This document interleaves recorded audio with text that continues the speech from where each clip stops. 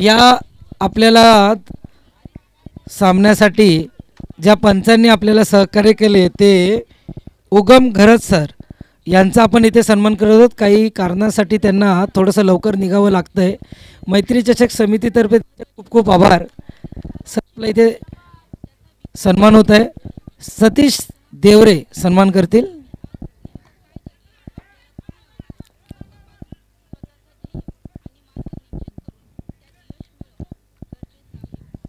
धन्यवाद. मैदानाच्या आतमध्ये स्ट्रायकर जोडी आलेली आहे. एका बाजूला सुरेश शिंदे बॅटिंगसाठी आलेले आहेत. ऑलराऊंडर खेळाडू आहेत कोळघरचे आणि ऑलराऊंडर खेळाडू कोळघरचे मारुती शिंदे.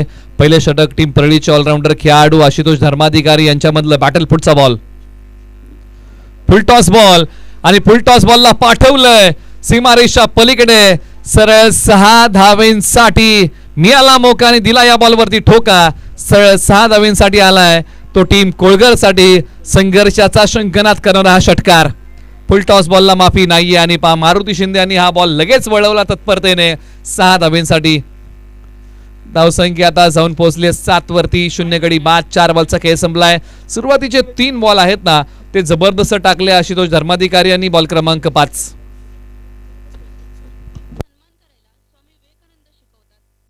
त्याचबरोबर आपण उगम घरत सरांचा आभार मानूया. त्यांची भूमिका या स्पर्धेसाठी चांगली राहिली.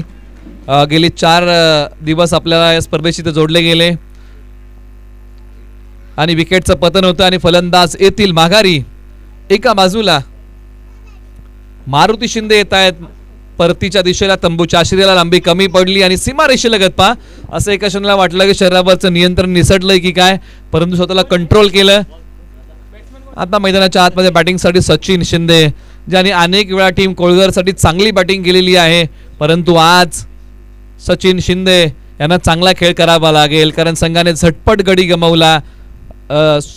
मारुती शिंदे माघारी आलेले आहेत. ज्यावेळेस परळी टीमने देखील पहिल्या बॉलच्या पाठीमागे मनोज कदम यांची विकेट गमावली होती, त्यानंतर रामदास मनवी आणि सागर यांनी जबरदस्त खेळ केला.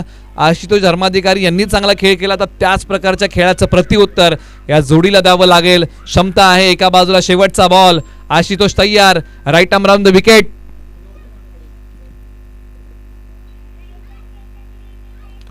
फटका चांगला खेळला आहे. फक्त बघावं लागेल धावा किती मिळतील. बॅकअप नाहीये आणि बॉल अखेरकार सीमारेषा तोडतोय. सुरुवात आपल्या स्टाईलने केली आहे. सचिन शिंदे यांनी बॉल पाठवलाय सीमारेषा पलीकडे. अप्रतिम टायमिंग आणि सुंदर प्लेसमेंट. पायांवरती असणारा बॉल फक्त फ्लिक केला. मनगटाचा झटका आणि 4 धावांचा फटका. बॉल सीमा पार. धावसंख्या 11 धावा धावफलकावरती. 18 बॉल 61 धावांची गरज आहे.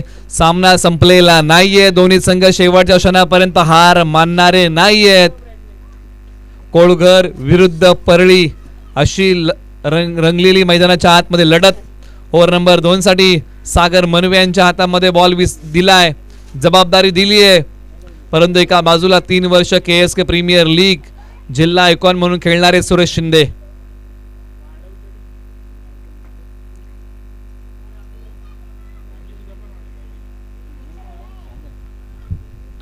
ओव्हर नंबर 2 साठी टीम परळीचे ऑलराऊंडर खेळाडू सागर आणि अखेरकार हा बॉल सुरेश शिंदे यांनी पाठवलाय आपल्या स्टाईलने सीमारेषेच्या पलीकडे. रहा के काटे चुपते नहीं, बड़ी छलांग मारना सिखाते और इस गेंद की छलांग सीमा रेखा के बाहर सीधा 6 रनों के लिए सुरेश यांचा आक्रमण. बॉल सीमा पार. षटकार.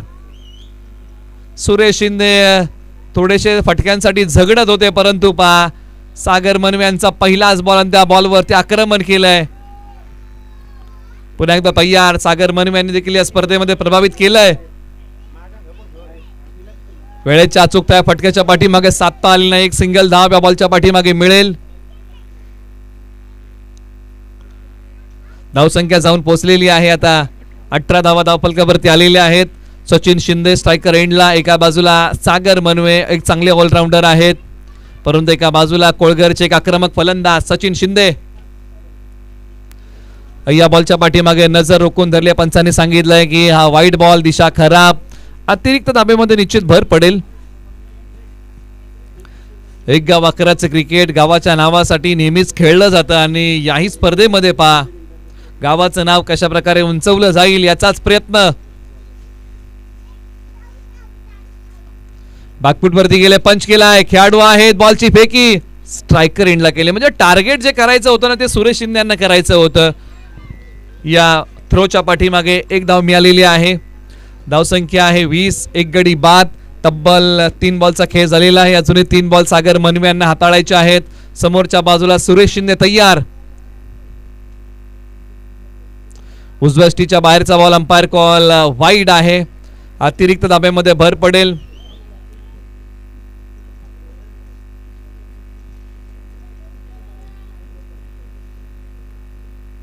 पण दोन्ही संघांमध्ये आपण चर्चा करतो ना की दोन्ही संघांमध्ये असे खेळाडू आहेत ज्यांची सातारा प्रीमियर लीग साठी निवड झाली आहे या वर्षीच्या हंगामाला. परंतु हा बॉल सीमारेषा पलीकडे चाबूक स्ट्रोक सुरेश शिंदे यांनी पाठवलाय. बॉल सीमारेषा पलीकडे सरळ 6 धाब्यांसाठी सबसे हटके 100% बॉलला पाठवले सीमा पार. बॅट्समन आहे सुरेश शिंदे, कोळगर आहे त्यांचं गाव. बॉल सीमा पार षटकार.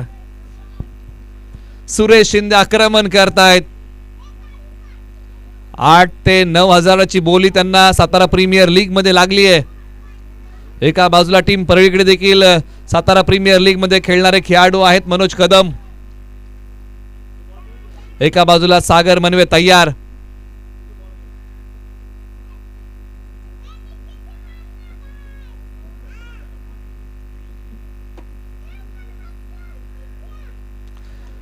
फटका शेवटच्या क्षणी खेळलाय. क्षेत्ररक्षक बॉलचा पाठबोरा करतील.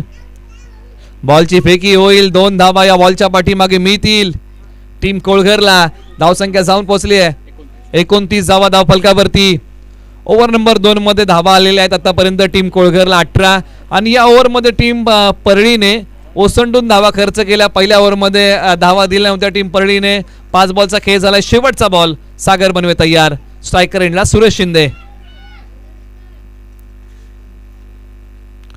हो हा बॉल टप्पा पडल्यानंतर लाईन मिस करून बसले. लेग कटरचा हा मारा होता. बॅट आणि बॉलचा संपर्क नाहीये. 2 ओव्हरचा खेळ संपला. 29 धावा 12 बॉल 43 धावांची गरज. 12-43 लक्ष या मॅच मध्ये शिल्लक आहे.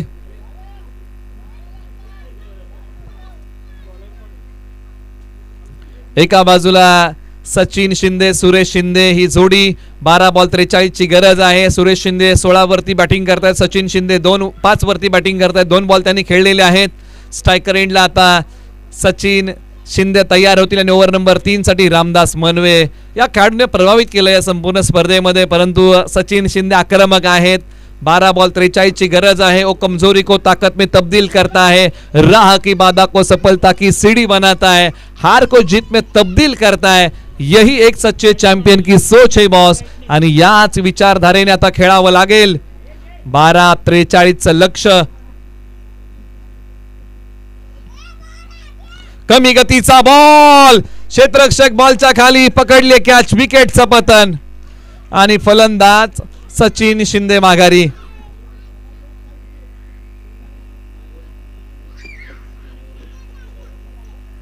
आता हा स्ट्रोक टप्पा पडल्यानंतर कमी गतीचा बॉल सचिन शिंदे क्लिअर करू शकले नाही। एक काळ असाही होतं ना सचिन शिंदे यांच्या जीवनामध्ये की बरेचसे त्यांनी चांगल्या मॅचेस खेळला, परंतु कुठेतरी बॅक इंजुरीमुळे त्यांना थोडंसं बॅकफूटवरती यावं लागलं।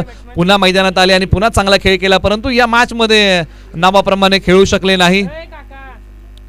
परंतु मैदानाच्या आतमध्ये निवृत्ती शिंदे आलेले आहेत। अनेक वेळा बसले सामने निवृत्ती शिंदे यांनी बाहेर काढून दिलेले आहे टीम कोळघरला, परंतु या मॅच मध्ये कशा प्रकारचा खेळ करतील। बॉल क्रमांक 2 रामदास मनवे,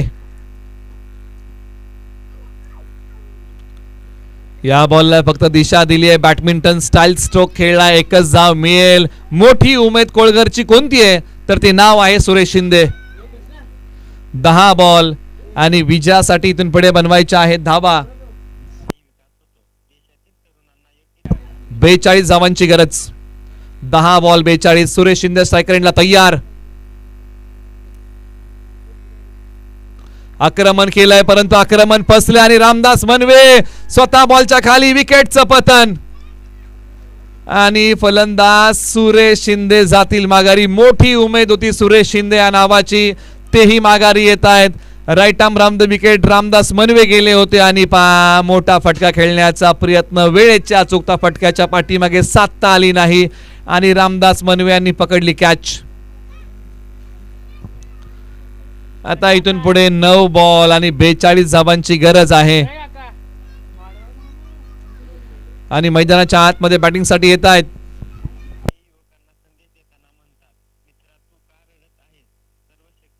चंद्रकांत मैदानाच्या आतमध्ये बॅटिंगसाठी येत आहेत. एका बाजूला 9 बॉल आणि विजयासाठी बनवायच्या आहेत धावा अजूनही 42.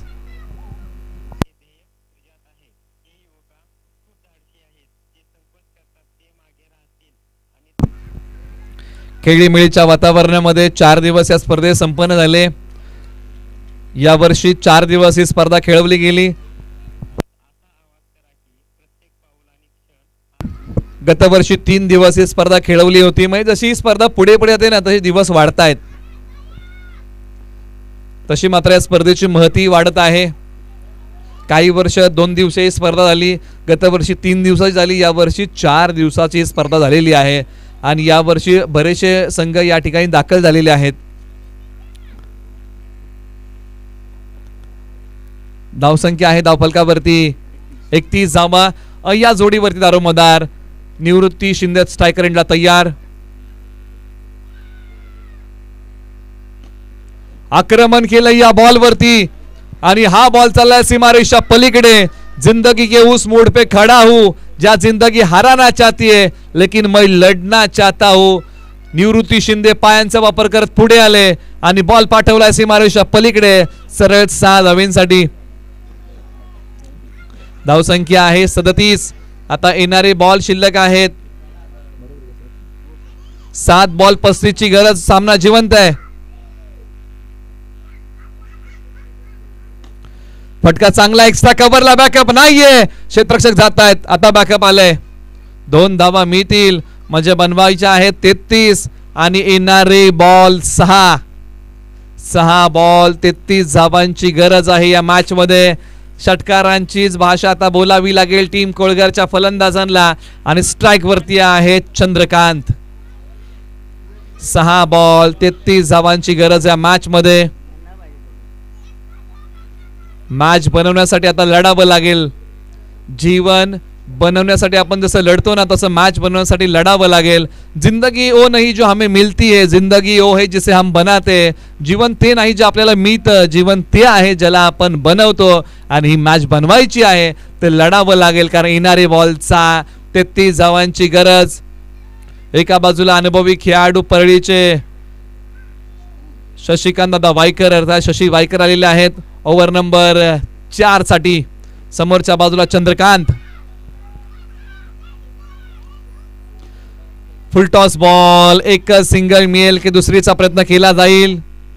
बनवायचे आहेत अजून 32. येणारे बॉल 5. आता थोड्या वेळासाठी टीम कोळघरला हा सामना नशिबाच्या भरोशावरती सोडावा लागेल. 5 बॉल 32 ची गरज. कोळघर संघ पहिल्या दिवसामध्ये पुढे आला होता आणि अंतिम दिवसामध्ये परळी संघ पुढे आला आणि या 2 संघांमधली लढत. परळी संघ आज बहुतांशी खेळाडू त्यांच्या गावावरतून आले ही स्पर्धा खेळण्यासाठी. रात्री प्रवास केला, सकाळी मैदानाच्या आतमध्ये उतरले. त्याच्याबरोबर काही बरेचसे संघ असेही होते तेही गावावरतून आले होते. परंतु आज परळी संघ अंतिम सामना खेळतोय. मॅच एका बाजूला कंट्रोल केली आहे. खोलवर पद्धतीचा ball. Back to the bowler. एकच धाव या बॉलच्या पाठीमागे मिळेल आणि आता हळूहळू हा सामना आता टीम कोळघर पासून दूर गेला. ज्यावेळेस टीम कोळघरने गोलंदाजी केली त्यावेळेस ओसंडून धावा खर्च केल्या परंतु धावसंख्येचा पाठलाग करताना प्रयत्न थोडेसे कुठेतरी कमी पडलेले आहेत. 3 बॉल 30 ची गरज.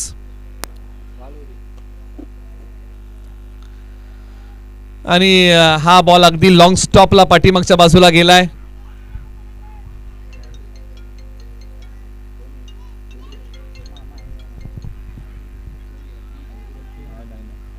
कोणतीही धाव या बॉलच्या पाठीमागे मिळणार नाही कारण बॉलने सीमारेषा हा चौकार आलाय. ओके, पंचांनी कळवलेला आहे हा चौकार आलाय अखेरच्या क्षणी. 4 धावा घेऊया. समीकरणामधलं अंतर कमी होत आहे.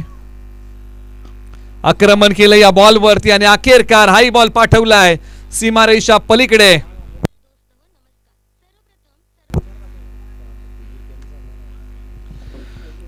समीकरणामधला अंतर कमी करणारा स्ट्रोक निवृत्ती शिंदे यांच्या बॅटमधून आला. ताकदीचा वापर, टायमिंग प्रॉपर. बॉल गेला सीमारेषच्या पलीकडे सरळ 7 धावांसाठी. शेवटचा बॉल आणि सामना पूर्णपणे कंट्रोल केलाय टीम परळीने. आणि शेवटचा बॉल ते समाप्त होतोय आणि मैत्री चषक लीग 2025 पर्व क्रमांक 7 जिंकलाय टीम मोरिया 11 परळी. या टीमने बाजी मारली आहे आणि चॅम्पियन ठरला हा संघ या स्पर्धेचा. कोळगर संघ देखील या स्पर्धेमध्ये चांगला खेळला, त्यांचा आपण आभार मानूया. त्यांनी जो संघर्ष केला त्या संघर्षाला आपण सलाम करूया. आणि अंतिम सामना एक चांगली फाईट, कोळगर विरुद्ध परळी, आणि हा सामना अखेरकार टीम मोरिया 11 परळी या टीमने जिंकला.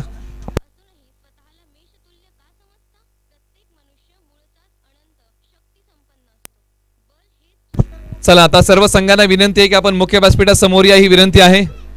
जे संघ या ठिकाणी उपस्थित आहेत त्या सर्व संघांना विनंती आहे की आपण मुख्य व्यासपीठासमोर या. ही विनंती आहे.